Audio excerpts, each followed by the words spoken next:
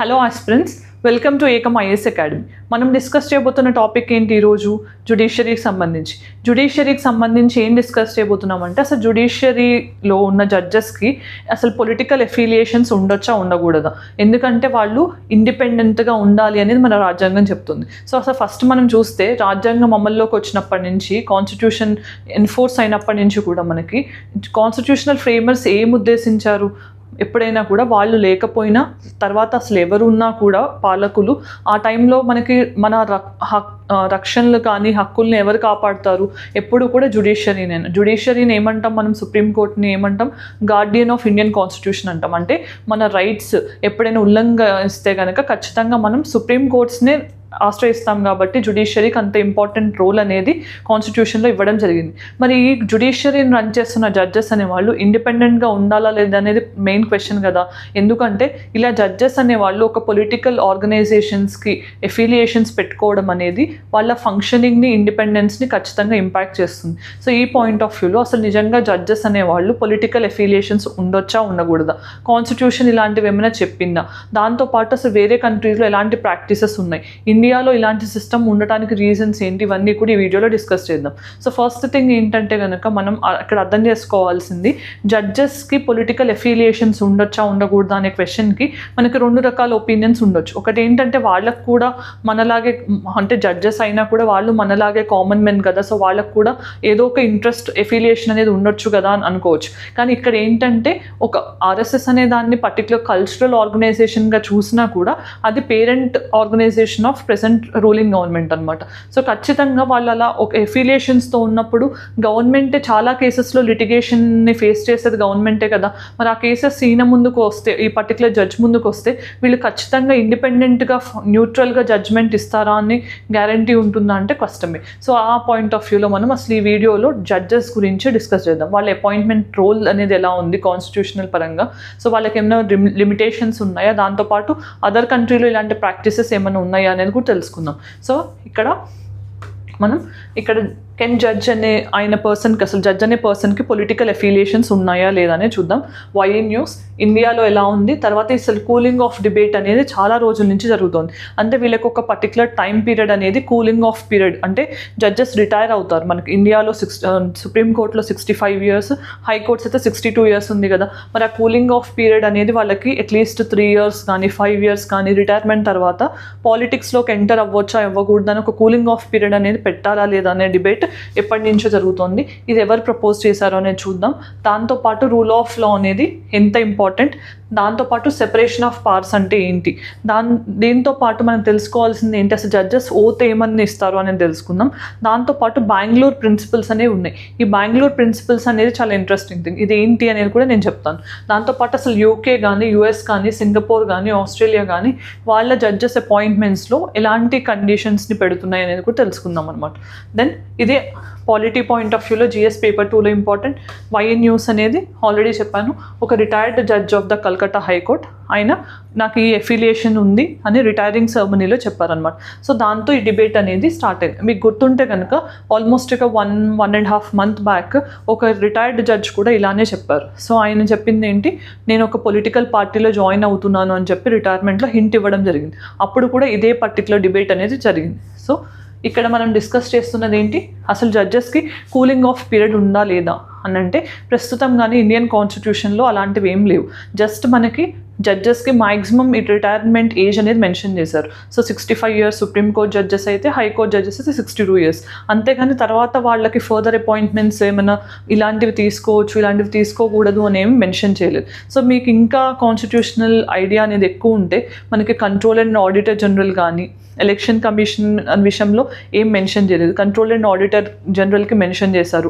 అలా కొంతమంది particular constitutional బాడీస్కి పోస్ట్ రిటైర్మెంట్ బెనిఫిట్స్ లేకుండా వాళ్ళకి ఫర్దర్ అపాయింట్మెంట్ని బార్ చేసింది కాన్స్టిట్యూషన్ అనేది, వాళ్ళు తీసుకోకూడదు అని. ఎందుకంటే వాళ్ళకి ఇండిపెండెన్స్ అండ్ న్యూట్రాలిటీ అనేది వాళ్ళ ఫంక్షనింగ్లో చాలా అవసరం అనమాట.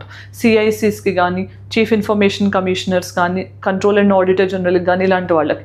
సో ఇక్కడ మనం ఆలోచించాల్సింది ఏంటి, ఇంతకుముందు ఉన్న యూనియన్ మినిస్టర్ అరుణ్ జైట్లీ గారు ఆయన ప్రపోజ్ చేశారనమాట కూలింగ్ ఆఫ్ పీరియడ్ అనేది చాలా అవసరం అని. కానీ జడ్జెసే దీన్ని అపోజ్ చేస్తున్నారనమాట, వాళ్ళు దీనికి ఏకీభవించట్లేదు.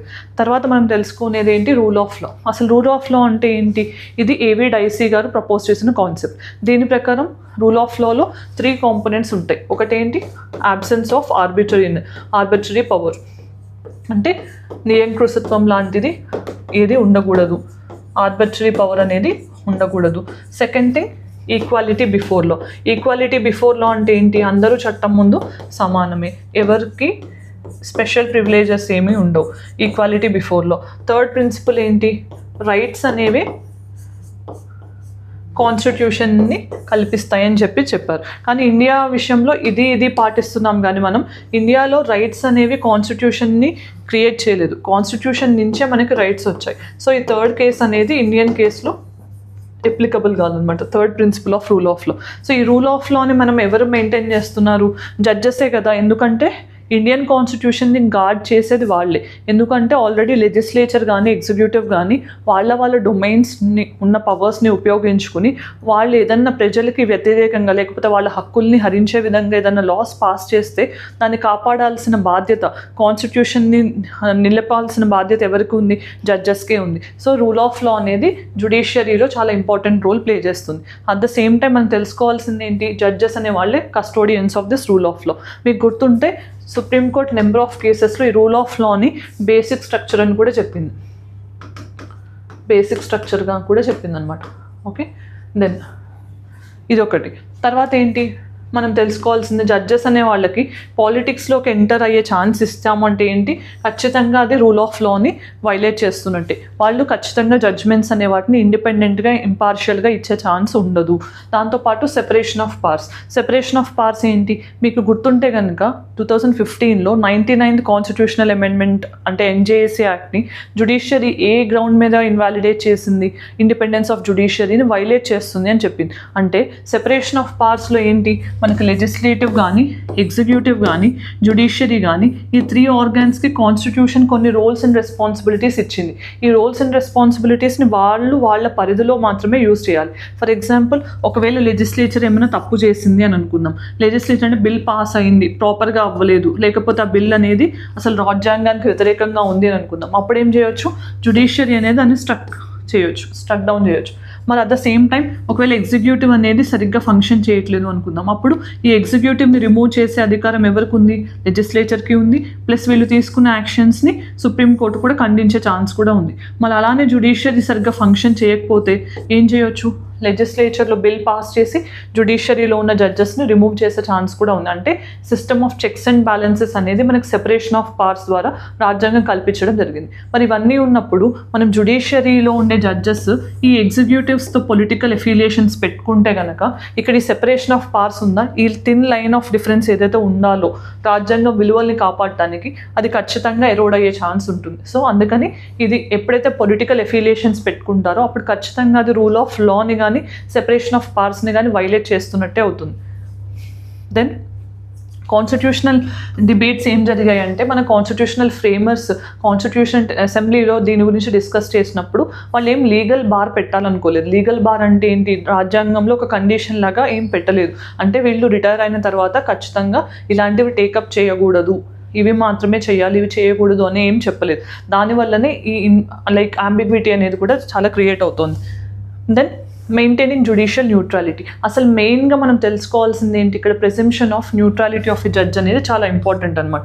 అంటే ఏంటి, వాళ్ళు ఖచ్చితంగా న్యూట్రల్గా ఉండాలి, ఇంపార్షియల్గా ఉండాలి. వాళ్ళు ఎప్పుడైనా కానీ ఒక పర్టికులర్ ఎఫిలియేషన్స్తో ఉన్నారు, నాట్ ఓన్లీ పొలిటికల్ ఎఫిలియేషన్. ఎప్పుడైనా కూడా జడ్జెస్ వాళ్ళ మెయిన్ అఫీషియల్ రోల్లో ఉన్నప్పుడు వాళ్ళ రిలీజియస్ ఎఫిలియేషన్స్ ఉంచుకోకూడదు, కాస్ట్ ఎఫిలియేషన్స్ ఉంచుకోకూడదు, రీజనల్ ఆస్పిరేషన్స్ ఉంచుకోకూడదు. సో మనం నార్మల్గా చూస్తుంటాం, మీకు గుర్తుంటే కనుక కావేరీ వాటర్ డిస్ప్యూట్లో కానీ ఈవెన్ అమరావతి కేసు డిసైడ్ చేసేటప్పుడు honourable ex chief justice of India ఆయన కూడా ఆయనని బెంచ్ నుంచి రెక్యూజల్ చేసుకున్నారు. అంటే ఏంటంటే వాళ్ళు నార్మల్గా ఆ బెంచ్లో వాళ్ళ ఇంట్రెస్ట్ ఉన్న ఏరియాస్ డిసైడ్ చేసేటప్పుడు ఏంటంటే కాన్ఫ్లిక్ట్ ఆఫ్ ఇంట్రెస్ట్ వచ్చే ఛాన్స్ ఉంటుంది అని చెప్పి వాళ్ళు తప్పించుకుంటారు అనమాట, బెంచ్ నుంచి తప్పుకుంటారు. దానివల్ల ఏంటంటే అదర్ జడ్జెస్ డిసైడ్ చేసే విధంగా వాళ్ళు హెల్ప్ చేస్తారనమాట. సో ఇది మనం జ్యుడిషియరీలో చాలాసార్లు చూసిన సందర్భాలు ఉన్నాయి. కానీ ఇక్కడ ఏమవుతుంది, ఒకవేళ పొలిటికల్ ఎఫిలియేషన్స్ పెట్టుకుని వాళ్ళు ప్రాపర్ డెసిషన్స్ ఇవ్వకపోతే అసలు పబ్లిక్ కాన్ఫిడెన్స్ అనేది పోతుంది కదా.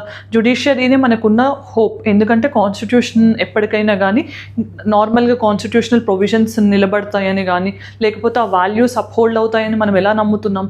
ఎప్పుడైనా మనకి ఏదైనా అన్యాయం జరుగుతుంది లేకపోతే ఈ బిల్ అనేది కరెక్ట్ కాదు అని అనుకుంటే ఖచ్చితంగా జ్యుడిషియరీ దాన్ని కరెక్ట్ చేస్తుంది.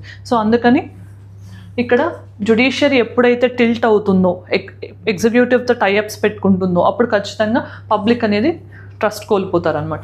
Then the oath and Bengaluru principles. ఇక్కడ ఓత్ అంటే ఏంటి, జ్యుడిషియరీలో జడ్జెస్ వాళ్ళ ఆఫీస్ని ఎగ్జ్యూమ్ చేసే ముందు వాళ్ళు ఓత్ తీసుకుంటారు. సో మీకు తెలిస్తే కనుక ఓత్ తీసుకునేటప్పుడు అది ఏ షెడ్యూల్ ఆఫ్ ఇండియన్ కాన్స్టిట్యూషన్లో ఉంటుందనేది ఆన్సర్ చేయండి కామెంట్ సెక్షన్లో.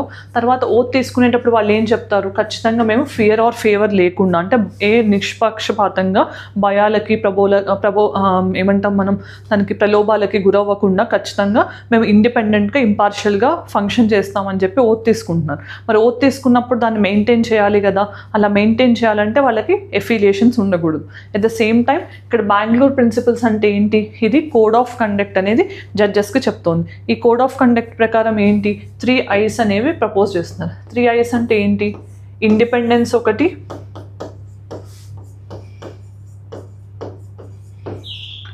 ఇంపార్షియాలిటీ అంటే వాళ్ళు ఇండిపెండెంట్గా ఉండాలి, ఇంపార్షియల్గా ఎవరితోనూ ఎఫిలియేట్గా ఉండకూడదు, ప్లస్ ఇంటిగ్రిటీ అంటే హానెస్ట్ అండ్ ఇంటిగ్రిటీగా ఉండాలి అని చెప్తోంది. ఈ 3I ప్రిన్సిపల్స్ని ప్రపోజ్ చేస్తుంది బెంగళూరు ప్రిన్సిపల్స్ అనమాట. ఇది కోడ్ ఆఫ్ కండక్ట్. మనకి సివిల్ సర్వెంట్స్కి కూడా కోడ్ ఆఫ్ కండక్ట్ ఉంది కదా. సేమ్ వే జ్యుడిషియరీలో కూడా జడ్జెస్కి బెంగళూరు ప్రిన్సిపల్స్ అనేవి కోడ్ ఆఫ్ కండక్ట్గా ఉన్నాయి. దెన్ ఇండియన్ కేసు ఏంటి, అసలు ఇండియాలో జడ్జెస్ని ఎవరు అపాయింట్ చేస్తున్నారు మనకు తెలిసిందే. ఇక్కడ మనకి రాజ్యాంగంలో ఆర్టికల్ 124 కింద సుప్రీంకోర్టుకి, ఆర్టికల్ 217 కింద హైకోర్ట్స్కి అపాయింట్మెంట్స్ అనేవి జరుగుతున్నాయి. మరి అసలు రాజ్యాంగం ఎలా అపాయింట్ చేయాలి, ఎవరు అపాయింట్ చేయాలి, దాని క్రైటీరియా ఏంటి అని చెప్పిందా అంటే చెప్పలేదు. సో సైలెంట్గా ఉంది అపాయింట్మెంట్ ప్రొసీజర్కి సంబంధించి. వాళ్ళు మెన్షన్ చేసింది ఏంటి, సుప్రీంకోర్టుకి ఎలిజిబిలిటీ కావాలి అని అంటే కనుక నార్మల్గా హైకోర్టులో ఒక 10 years అడ్వకేట్గా, లేదంటే హైకోర్టు జడ్జిగా ఒక 5 years, ఆర్ ప్రెసిడెంట్ దృష్టిలో ఆయన ఎమినెంట్ జ్యూరిస్ట్గా ఉంటే ఈ 3 conditions ఉంటే సుప్రీంకోర్టు జడ్జ్గా అపాయింట్ చేయొచ్చు అని చెప్పారు. అంటే అంతే చెప్పారు. కానీ ఆ జడ్జెస్ సపోజ్ ఫర్ ఎగ్జాంపుల్ మనకి వేకెన్సీస్ 3 ఉన్నాయి. ఆ 3 vacancies-లో 10 members ఉన్నారు ఈ క్వాలిఫికేషన్స్తో. మరి ఆ 3 vacancies-లో ఈ 10 members-ని తీసుకోలేము కదా. ఈ 3 members ఆ 10లో ఎలా చూస్ చేసుకుంటామనే దాని గురించి కూడా కాన్స్టిట్యూషన్ ఏం చెప్పలేదు. సీనియారిటీ వైజా, లేకపోతే వాళ్ళు క్లియర్ చేసిన కేసెస్ వైజా, రికార్డ్ వైజా ఏంటనేది చెప్పలేదు. సో దానివల్ల ఏమవుతుంది, చాలా అంబిగ్విటీ అనేది వచ్చింది. ఈ అంబిగ్విటీలో ఏమైంది, అప్పటి వరకు ఎగ్జిక్యూటివ్ అనేది పిక్ చేస్తూ వచ్చింది, అంటే నార్మల్గా సీనియారిటీ ప్రకారం అపాయింట్ చేస్తూ వచ్చారు. కానీ ఏమైంది, ఇందిరాగాంధీ గారి టెన్యూర్లో సీనియారిటీ ప్రకారం టాప్ మోస్ట్ ఉన్న, అంటే సీనియర్గా ఉన్న పర్సన్ని అపాయింట్ చేయకుండా ఆయన కింద ఉన్న వాళ్ళని ఇందిరాగాంధీ గారు ఆమెకి ఫేవర్గా ఉన్నారనే ఉద్దేశంతో హైయెస్ట్ పోస్ట్కి అపాయింట్ చేయడం జరిగింది. సో మరి వీళ్ళు ఊరుకుంటారా అంటే వీళ్ళు ఛాలెంజ్ చేయడం జరిగింది. సో అలా ఏమైంది, పర్టికులర్ సిస్టమ్ అనేది కరెక్ట్గా లేదు, దీన్ని రీఫార్మ్ చేయాల్సిన అవసరం ఉందని చెప్పి నెంబర్ ఆఫ్ కేసెస్ ఫైల్ అయినాయి. సో మీకు దాని గురించి తెలిసే ఉంటుంది. మనకి జ్యుడిషియల్ అపాయింట్మెంట్స్ గురించి first judges case, 4 judges cases అనేవి ఉన్నాయి జ్యుడిషియల్ అపాయింట్మెంట్స్ గురించి. ఇది చాలా ఇంపార్టెంట్. ఫస్ట్ జడ్జెస్ కేసు ఏంటి, SP Gupta versus union of India. SP Gupta versus union of India case. ఇది 1981 కేస్. దీంట్లో ఏం చెప్పారు, ఇక్కడ జ్యుడిషియరీ అనేది ఎగ్జిక్యూటివ్ అంటే ఎవరు, జడ్జెస్ అనేవాళ్ళు, జ్యుడిషియరీ అంటే ఎగ్జిక్యూటివ్ నుంచి ఎవరు అడుగుతారు, ప్రెసిడెంట్ ఆఫ్ ఇండియా ఎవరినైనా అపాయింట్ చేసే ముందు ఎగ్జిక్యూటివ్ అంటే జ్యుడిషియరీని కన్సల్ట్ చేస్తారు. అంటే జ్యుడిషియల్ అపాయింట్మెంట్స్లో ప్రెసిడెంట్ వీళ్ళని కన్సల్ట్ చేస్తారు. కన్సల్ట్ చేసినప్పుడు మరి వీళ్ళు ఒకటి ఒపీనియన్ చెప్తారు కదా, మరి ఆ ఒపీనియన్ ప్రెసిడెంట్ వినాలా లేదా అనేది ఈ కేసులో డిసైడ్ చేస్తారు. ఏమని చెప్పారు, ప్రెసిడెంట్ కన్సల్ట్ చేసినప్పుడు జ్యుడిషియరీ ఏదైతే ఒపీనియన్ చెప్తుందో అది ఖచ్చితంగా ఆయన మీద బైండింగ్ కాదు, కన్సల్ట్ చేశారంటే దాని అర్థం కన్కరెన్స్ కాదు అని చెప్పింది. సో ఈ జడ్జెస్ కేసులో ఎవరికి ప్రైమసీ ఇచ్చారు, ఎగ్జిక్యూటివ్కి ఎక్కువ ఫ్రీడమ్ ఉంటుంది జ్యుడిషియల్ అపాయింట్మెంట్స్లో అని చెప్పడం జరిగింది. తర్వాత ఏమైంది, next supreme court advocates on record versus union of India case. దీన్ని ఏమంటాం, సెకండ్ జడ్జెస్ కేసు అని అంటాం అనమాట. ఈ సెకండ్ జడ్జెస్ కేసులో ఏమైంది, ఇక్కడ సుప్రీంకోర్టు తను చెప్పిన జడ్జ్మెంట్ని రివర్స్ చేసింది. అంటే ఎగ్జిక్యూటివ్ ఎప్పుడైతే ప్రెసిడెంట్ గారు అడుగుతారో జ్యుడిషియల్ అపాయింట్మెంట్స్లో, అప్పుడు జ్యుడిషియరీ ఏం చెప్పిందో దాన్నే ఖచ్చితంగా ఫాలో అవ్వాలి అని చెప్పింది అనమాట. అంటే ఏంటి, కన్సల్టేషన్ మీన్స్ కన్కరెన్స్ అని చెప్పింది అనమాట. అంటే వాళ్ళని అడిగినప్పుడు చెప్పినదే ఫైనల్గా ఉండాలి అని చెప్పింది. దానివల్ల ఏమైంది, ఇప్పుడు జ్యుడిషియరీ అనేది ఎగ్జిక్యూటివ్ కంటే ఎక్కువ ఇంపార్టెంట్ రోల్ ప్లే చేస్తుంది.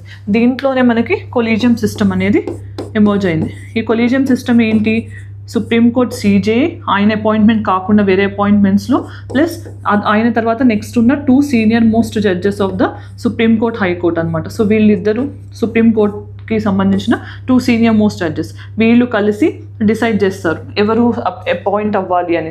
వాళ్ళు ఏదైతే సజెషన్ ప్రెసిడెంట్ ఆఫ్ ఇండియాకి ఇచ్చారో అది మాత్రమే ఫైనల్ అని చెప్పారనమాట. సో ఈ కేసు ఎప్పుడు జరిగింది, 1993లో. అంటే ఈ కేసులోనే మనకి కొలీజియం సిస్టమ్ అనేది వచ్చిందనమాట. ఈ కొలీజియం సిస్టమ్ అనేది జ్యుడిషియల్ ఇంటర్వెన్షన్ మాత్రమే, ఇది కాన్స్టిట్యూషన్లో మెన్షన్ చేయబడలేదు. దెన్ థర్డ్ జడ్జెస్ కేసు ఎప్పుడు జరిగింది, థర్డ్ జడ్జెస్ కేసు కూడా అడ్వకేట్స్ ఆన్ రికార్డ్ కేసే.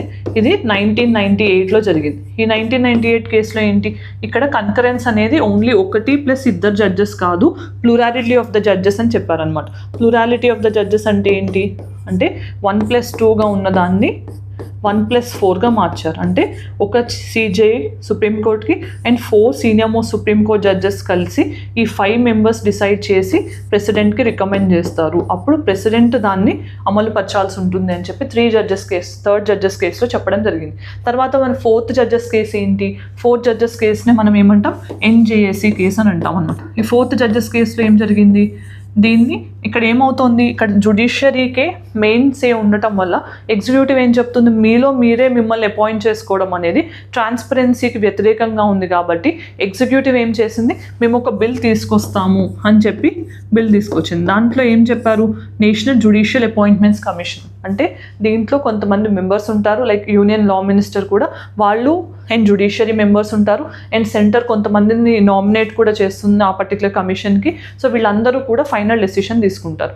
ఏ ఇద్దరు వీటో చేసినా కానీ ఆ డెసిషన్ అనేది ఫార్వర్డ్ అవ్వకూడదు అన్నట్టు కొన్ని కండిషన్స్తో ఈ NJAC అనే బాడీని తీసుకొస్తామని చెప్పి 99th కాన్స్టిట్యూషనల్ అమెండ్మెంట్ని పాస్ చేశారనమాట. అప్పుడు ఏమైంది, సుప్రీంకోర్టు ఏమంది, దీన్ని వెల్కమ్ చేస్తుందా అంటే చేయదు. ఎందుకంటే వాళ్ళకున్న జ్యుడిషియల్ అంటే అపాయింట్మెంట్స్లో వాళ్ళకున్న ప్రైమసీని ఎగ్జిక్యూటివ్ తీసేసుకుని ఎగ్జిక్యూటివ్ కూడా మేము ఇన్వాల్వ్ అవుతున్నామని చెప్పింది. కాబట్టి సుప్రీంకోర్టు ఏం చెప్పింది, NJAC అనేది కాన్స్టిట్యూషనల్గా వ్యాలిడ్ కాదు. ఎందుకంటే మనకి ఇండిపెండెన్స్ ఆఫ్ జ్యుడిషియరీ అనేది కాన్స్టిట్యూషన్ ఇచ్చింది, అది బేసిక్ స్ట్రక్చర్ కూడా. మీరు ఎప్పుడైతే స్టార్ట్ అవుతారో ఇన్వాల్వ్మెంట్ ఈ పర్టికులర్ అపాయింట్మెంట్ ప్రాసెస్లో, అప్పుడు ఏం జరుగుతుంది, ఈ జడ్జెస్ అనేవాళ్ళు మీరు ఎవరిని ఫేవర్ చేస్తారో వాళ్ళు మీకు ఫేవర్గానే వర్క్ చేస్తారు కదా, అందుకని చెప్పి జ్యుడిషియల్ ఇండిపెండెన్స్ అనేది దెబ్బతింటుంది అని చెప్పడం జరిగింది. సో దాంట్లోనే ఈ పర్టికులర్ కాన్స్టిట్యూషనల్ అమెండ్మెంట్ మొత్తాన్ని కూడా నల్ అండ్ వాయిడ్ చేశారు. సో ఇలా మనకి ఇప్పుడు ఇండియన్ కేసులో మనకి ఏమర్థమైంది, మన జడ్జెస్ని అపాయింట్ చేసుకుంటున్నారు, కానీ ఇలాంటి సిస్టమ్ ప్రపంచం మొత్తంలో ఎక్కడా కూడా లేదు. అదే విచారకరం. ఎందుకంటే ఇలా జడ్జెస్ని అపాయింట్ చేసుకోవడం అనేది ట్రాన్స్పరెన్సీ లేనట్టు. ఎందుకంటే ఏ క్రైటీరియా మీద వాళ్ళని ఎలివేట్ చేస్తున్నారు, లేకపోతే వీళ్ళనే ఎందుకు రికమెండ్ చేస్తున్నారు అనేది కూడా అన్ఆన్సరబుల్గా ఉంటుంది. దాంతోపాటు ఇది నెపోటిజంకి కానీ రెడ్ టేపిజం ఇలాంటి వాటికి పెరిగే ఛాన్స్ కూడా ఉంటుందన్నమాట.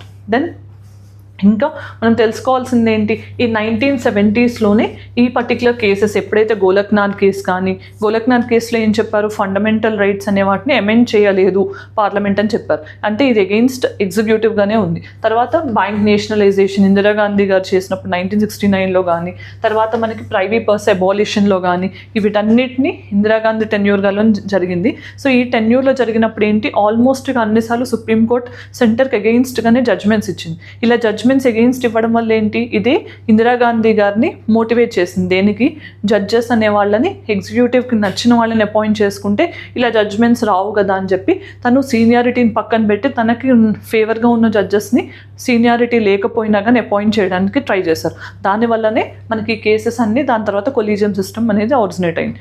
దెన్ ప్రిజంప్షన్ ఆఫ్ న్యూట్రాలిటీ అనేది చాలా ఇంపార్టెంట్. ప్రిజంప్షన్ అంటే ఏంటి, వాళ్ళు ఖచ్చితంగా న్యూట్రల్గా ఉంటారు అని ఉద్దేశించే ఎవరైనా కానీ మనం జ్యుడిషియరీని నమ్ముతున్నాం. ఫర్ ఎగ్జాంపుల్ మనకు ఒక కేసు ఉంది అని అంటే ఆ జడ్జ్ అసలు మన ఆపోజిట్ సైడ్ వాళ్ళకి రిలేటివా, లేకపోతే ఆయన నుంచి వాళ్ళకి ఏమన్నా సహకారం అందిందా, ఇవన్నీ మనకు తెలియకుండా మనం జడ్జ్ అనగానే వాళ్ళు నిష్పక్షపాతంగా ఉంటారు అనే బిలీవ్ చేస్తాం. సో అదనేది చాలా ఇంపార్టెంట్ జ్యుడిషియరీలో. తర్వాత జస్టిస్ విక్టోరియా గౌరీ గారి అపాయింట్మెంట్ రీసెంట్గా ఇది కూడా కాంట్రవర్సీ అయింది. ఎందుకంటే ఈమె బీజేపీ పార్టీకి నేషనల్ సెక్రటరీగా కూడా ఉన్నారు. సో ఇలాంటి వాళ్ళు అంటే పొలిటికల్ అఫిలియేషన్ ఉన్న వాళ్ళని జడ్జెస్కి అపాయింట్ చేయడం అనేది కూడా క్వశ్చన్ అయింది. కానీ ఈ పర్టికులర్ థింగ్ని ఛాలెంజ్ చేస్తూ ఒక సుప్రీంకోర్టు బెంచ్ ముందుకి ఈ కేసుని తీసుకెళ్ళినప్పుడు వాళ్ళు ఏం చెప్పారు, ఈ పర్టికులర్ కేసుని కొట్టేశారు. ఏమని అన్నారు, అసలు క్వశ్చన్ ఆఫ్ సూటబిలిటీ అంటే ఈ పర్సన్ సూటబులా కాదా అని చెప్పి క్వశ్చన్ చేసే అధికారం ఉండదు అని చెప్పి ఈ కేసుని స్ట్రైక్ ఆఫ్ చేశారు. దెన్ అసలు గ్లోబల్ ఎక్స్పీరియన్సెస్ ఎలా ఉన్నాయని చూద్దాం. అంటే ఇప్పటి వరకు ఇండియన్ కేసులో ఏం చూసాం, జడ్జెస్ వాళ్ళు అపాయింట్ చేసుకోవడం చూసాం. కానీ అదర్ పార్ట్స్ ఆఫ్ ద వరల్డ్లో ఎలా ఉంది సిస్టమ్ అనేది చూద్దాం. సో ఫస్ట్ ఏంటంటే యూకేలో ద బెస్ట్ సిస్టమ్ ఉందని చెప్పొచ్చు. ఎందుకంటే ఇక్కడ మెరిట్ అండ్ ఎక్స్పీరియన్స్కి ఎక్కువ ఇంపార్టెన్స్ ఇస్తారు రాదర్ దెన్ పొలిటికల్ థింగ్స్కి. కానీ వీటన్నిటికంటే ఎవరైతే మెరిట్ ఉందో, దాంతోపాటు వాళ్ళు ఎక్కువ కేసెస్ సాల్వ్ చేసిన ఎక్స్పీరియన్స్ ఉందో వాళ్ళకే ఎక్కువ ఇంపార్టెన్స్ ఇస్తారనమాట. ఒకవేళ వాళ్ళకి ఏదైనా పొలిటికల్ అఫిలియేషన్స్ ఉంది అని తెలిస్తే వాళ్ళకి డిస్క్వాలిఫికేషన్ కూడా ఇంపోజ్ చేస్తారు. సో ఇది యూకే అనేది మొత్తం బెస్ట్ సిస్టమ్గా చెప్పొచ్చు. కానీ యూఎస్లో ఎలా ఉంది, హైలీ పొలిటికల్ జ్యుడిషియరీ. ఎందుకంటే ఇక్కడ ప్రెసిడెంట్ ఆఫ్ యూఎస్ ఎవరైతే ఉన్నారో వాళ్ళే జ్యుడిషియరీని అపాయింట్ చేస్తారు. దానివల్ల ఏమవుతుంది, పొలిటికల్ అఫిలియేషన్స్ అనేవి కామన్గా ఉండే ఛాన్స్ ఎక్కువ ఉంటుంది. దాంతోపాటు మనం తెలుసుకోవాల్సింది ఏంటి, ఇక్కడ జ్యుడిషియరీ అనేది మ్యాక్సిమం ఇండిపెండెంట్గానే ఉండాలి. ఒకవేళ వాళ్ళు ఇండిపెండెంట్గా లేకుండా ఏదైనా పొలిటికల్ యాక్టివిటీస్తో వాళ్ళు లింకప్ అయి ఉన్నారు అని తెలిస్తే కనుక వాళ్ళని అప్పుడు ఆ గ్రౌండ్స్ మీద తీసేసే అధికారం కూడా ఉంది. దెన్ సింగపూర్లో ఏంటి, ఇండిపెండెన్స్తో పాటు కాంపిటెన్స్ అనే దానికి ఎక్కువ ఇంపార్టెన్స్ ఇస్తున్నారు. ఇండిపెండెన్స్ అంటే వాళ్ళు ఇండిపెండెంట్గా ఉండాలి, ప్లస్ జ్యుడిషియరీలోని కాంపిటెన్షన్ అనేది ఎక్కువ ఉంటుంది. దానివల్ల ఏంటి, ఎక్కువ ఫెయిర్నెస్ అండ్ రీజనబుల్నెస్ని పెంచే విధంగా వాళ్ళు జడ్జ్మెంట్స్ ఇవ్వడానికి ట్రై చేస్తారు. సో జస్టిస్ చేయడం అనే దానికి ఎక్కువ ఇంపార్టెన్స్ ఇస్తారు. దెన్ ఆస్ట్రేలియాలో ఏంటి, పాలిటిక్స్ అనే దాన్ని ఖచ్చితంగా చాలా దూరంలో పెట్టుకోవాలి. పొలిటికల్ ఎఫిలియేషన్స్ ఉంటే కనుక అది వాళ్ళకి డిస్క్వాలిఫికేషన్కి ఒక గ్రౌండ్గా మారుతుంది. సో ఇవన్నీ కూడా కొన్ని గ్లోబల్ ఎగ్జాంపుల్స్. మీకు తెలిస్తే చాలాసార్లు మనం చూస్తూనే ఉన్నాం రీసెంట్ టైమ్స్లో జడ్జెస్గా కానీ చీఫ్ జస్టిస్గా కానీ రిటైర్ అయిన తర్వాత ఇమీడియట్గా రాజ్యసభకి నామినేట్ అవ్వడం కానీ, లేకపోతే గవర్నర్స్గా స్టేట్స్కి అపాయింట్ అవ్వడం కానీ ఇవన్నీ జరుగుతూనే ఉన్నాయి. సో ఇలాంటివి ఎప్పుడూ కూడా డెమోక్రటిక్ సిస్టమ్కి, అందులోనూ కాన్స్టిట్యూషనల్ లైన్స్ని మెయింటైన్ చేయడానికి చాలా శ్రేయస్కరం కాదు. సో ఇలాంటివన్నీ జరగకుండా ఉండాలి అంటే ఏం చేయాలి, జ్యుడిషియరీ తన పని తాను చేసుకునే విధంగా, ప్లస్ దానికి ఉన్న గౌరవాన్ని తను కాపాడుకునే విధంగా ఫంక్షన్ చేయాల్సి ఉంటుంది. దెన్ నిన్న ఇచ్చిన ప్రాక్టీస్ క్వశ్చన్ ఏంటో చూద్దాం. With respect to Antarctic parliament, ఇక్కడ ఏంటి, Antarctic parliament is an existing international body that governs Antarctic continent అంటున్నారు. ఇది అసలు బాడీ కాదు, అంటార్క్టిక్ పార్లమెంట్ అనేది ఇది ఒక ఏమంటాం కన్సల్టేటివ్ మీటింగ్ లాంటిదే, ఇది ఒక బాడీయే కాదు. సో ఈ స్టేట్మెంట్ అనేది incorrect. Then Antarctic Treaty System currently governs the activities and territorial claims in Antarctica. ఇది కరెక్టే. Idea of Antarctic Parliament includes providing structural form of governance and democratic decision making for the continent. ఇది కరెక్టే. So answer ఇక్కడ 2 and 3 correct కాబట్టి B అనేది correct answer. Then ఈరోజు question చూద్దాం. Consider the following statements regarding appointment of judges in Supreme Court. First statement, President of India appoints judges of Supreme Court. Second, Chief Justice of India is appointed by the President after consultation of such judges of the Supreme Court and High Court as he or she deems necessary.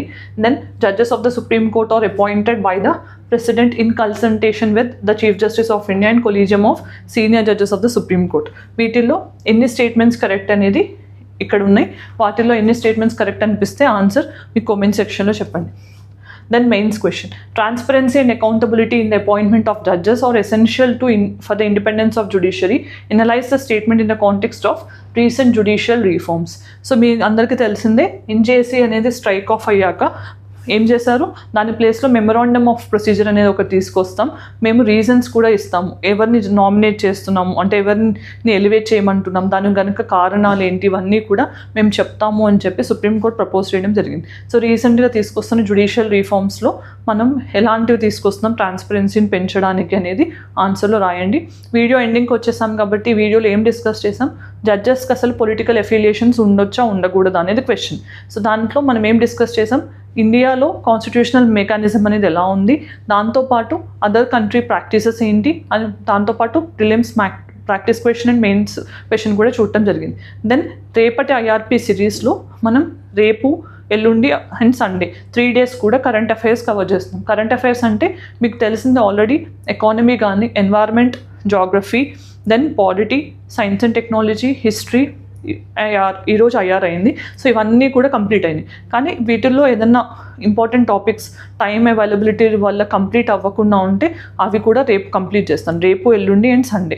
So ఈ 3 daysలో ఏంటంటే మనం different things, for example ఈరోజు ఐఆర్లో కొన్ని organisations ఉన్నాయి, అవి లేకపోతే science and టెక్నాలజీలో కొన్ని ఐసీటీ కానీ, ఆర్టిఫిషియల్ ఇంటెలిజెన్స్ రిలేటెడ్ టెక్నాలజీస్ ఉన్నాయి ఇంకా పెండింగ్, ఇండెక్సెస్ ఇన్ రిపోర్ట్స్ కానీ, గవర్నమెంట్ స్కీమ్స్ కానీ, స్పీసెస్ ఇన్ న్యూస్ కానీ, ఇలాంటివన్నీ కూడా ఈ 3 days క్లాసెస్లో కంప్లీట్ చేయడం జరుగుతుంది. సో ఎవరైతే కరెంట్ అఫైర్స్ మీద మంచి రివిజన్ కావాలనుకుంటున్నారో you can watch daily 8 AM to 1 PM Friday, Saturday and Sunday లైవ్లో ఉంటుంది యూట్యూబ్ ఛానల్లో. You can watch and avail the benefit. Thank you for watching. All the very best.